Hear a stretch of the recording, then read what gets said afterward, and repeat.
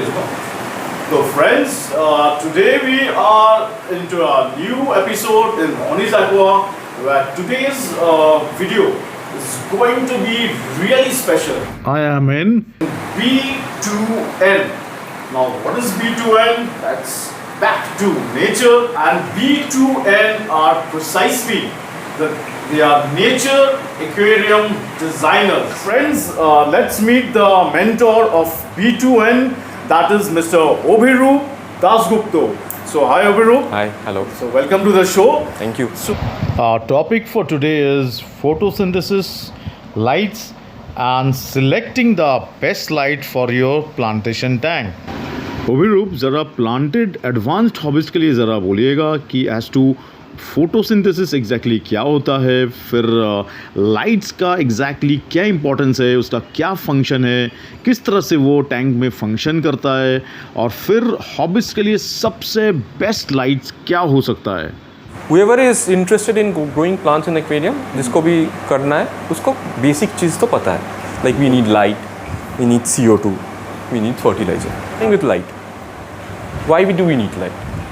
Because plant need light for photosynthesis. Simple, one sentence answer.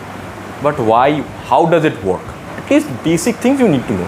When I say basics, I think we will take it a little more than basics. we will. This is more than advanced level. This video.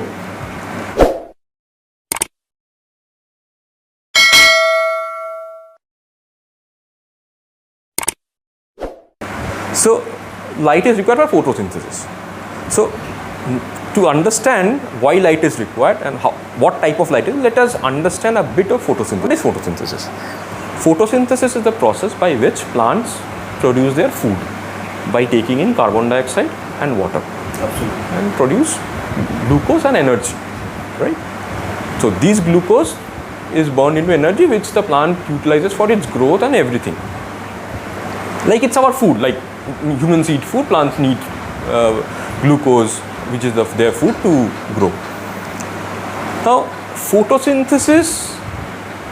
in photosynthesis, lights play a very major role in that. Okay, photosynthesis, there are two things that major events that happen in photosynthesis. One is called the light dependent phase. One is light independent. The one which is light dependent is in where light is required. The light independent, we don't need light. So how do plants get the light?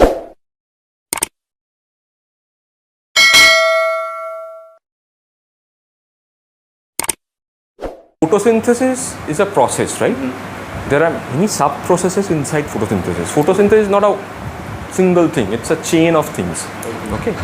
Some of those processes happens in presence of light, and the other processes happens in without light. But there are factors results of which the light phase are used in the dark phase. If there is no light phase, the dark phase won't occur. How do plants get the light? So from the light source, there is chlorophyll. Okay, chlorophyll is a very important tissue in plants. What is the role of chlorophyll? They can absorb the light. Yeah? Absolutely. So they absorb the light, and that light is used to produce ions, which some of the light is stored in a product called ATP, adenosine triphosphate. Let's not get that deep into it, but it creates an ion chain. This ion is required to ionize the water. In the light phase, this ionization happens of water, okay, and it produces the output reacts with NADP. There are subsequent products like ribonucleic acids and all, which finally creates amino acids, and then which are actually used in the dark phase to produce the glucose, final output. So we understand that chlorophyll is the entire story, reason behind telling this story is to understand the importance of chlorophyll. Chlorophyll can absorb light, not every form of light. Now just deviating from the topic, a bit. Why do we see plants green or red? The reason is that plant absorbs all other light other than green. Okay. So it reflects, that come to us as, so red plants reflect red, green plants reflect green. This chlorophyll, now light has something called PAR, or photosynthetically active radiation. PAR, it's called PAR. That is only useful for plants. The rest of the light spectrum is not. So that PAR is generally between 400 to 700 nanometers of wavelength of light. So that has got nothing to do with Kelvin? No, that has got nothing to do with Kelvin. Now I will come to the what is Kelvin also. So this photosynthetically active radiation is what is needed for plants to photosynthesis. Now I told you chlorophyll A and chlorophyll B are the main components in the plant which are used for photosynthesis. Now these chlorophylls have different peaks in the light spectrum, especially. So 400 to 700 nanometer, that's the main range. So in 430 you will see the peak for blue, and 660 you will see the peak for red. Means at that, if you throw that amount of that spectrum of light which has got 430 and 660, photosynthesis can absorb the maximum amount of blue and green red light in that spectrum. What I mean is, say for example, for chlorophyll A, it has a peak in 430 nanometer and again in 660. Like 430 is on the blue side of light and 660 is the red spectrum going towards the bluish to the ultraviolet and red to the infrared. But we are not talking about ultraviolet and infrared. That is not useful for plants. That is the most sensitive light for photosynthesis for chlorophyll. Okay. So if you want to stimulate photosynthesis in aquatic plants, ideally you should throw this spectrum for photosynthesis only. But if you use this spectrum only, the plants will not look natural. Okay. Yeah. So you mean to say it will look artificial? Yes, it will look grayish. The entire tank will be unnatural because it's not the color that we see. So certainly not an ideal scenario. Ideal for photosynthesis, but not for visual pleasure. Visual pleasure. Okay. Yeah.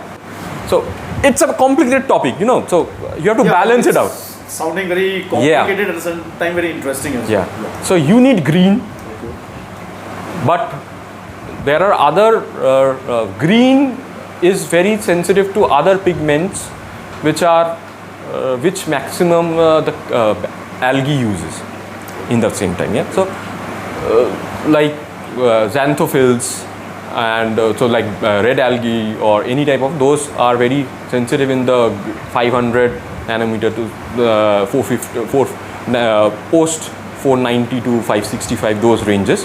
You need some spectrum of yellow, some orange, but those are not very useful for photosynthesis. 4500 is mostly on the warm white range, yellowish, right? And cool white or more bluish spectrum is on the 8000 part, and 6500 is daylight, whatever you see. You need to understand the spectrum of this light. Okay. Where is the peaks in red and blue? Is that what fits your chlorophyll requirements of the plants? So it is important to understand the spectrum chart, to see the spectrum chart and analyze it before buying lights. Okay. So in that case, if you just kindly give guidance to our viewers as to like in that way, as this spectrum is very important as you are mentioning.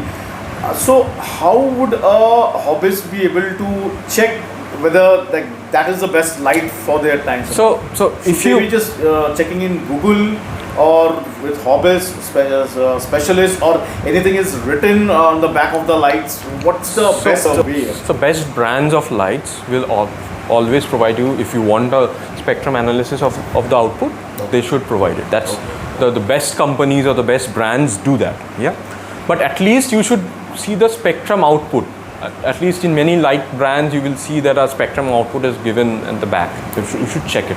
You should check what is the peaks in blue and red, especially, which are important for photosynthesis. In general, there are people I know who still uses T5s and others, which are very good, time-tested, stable spectrum, already proved. People do use it, like big stalwarts in the hobby, Tom Bar. Even in high-tech tank. Yeah, obviously. People like Tom Bar use it. Yeah. So, who is the planted guru, who has done a lot of work on this, and I have immense respect for that guy. Like, I have followed him a lot.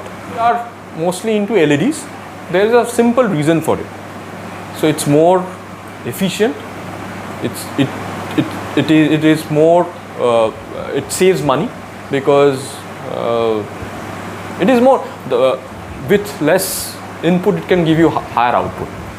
It has a longer life, so than fluorescent bulbs. It can. There are reports that it goes more than 10 years, 12 years. Whereas you have to change fluorescent tubes after every year or 2 years. Yeah. We have the concepts of RGBW or RGB. Yeah.